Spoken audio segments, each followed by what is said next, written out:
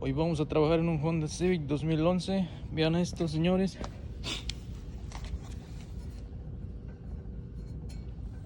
Se ha rompido el escape. En estos carros siempre pasa esto. Es el cuarta vez que arreglo este problema.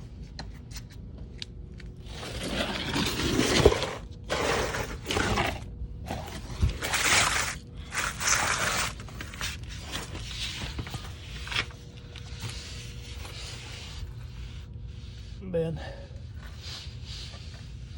de ahí se ha rompido. Hay que quitar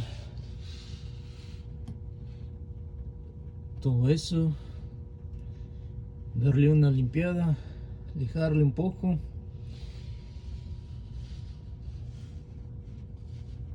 Continuamos.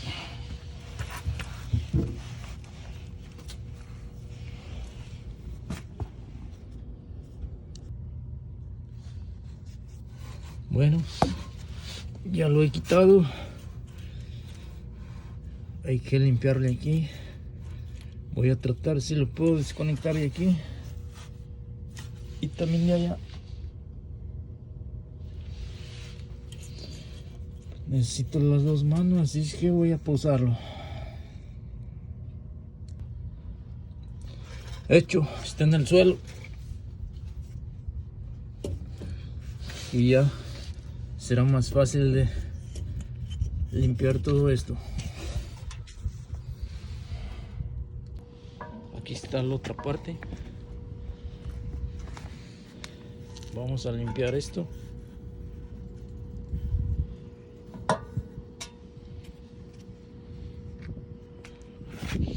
No olviden las gafas.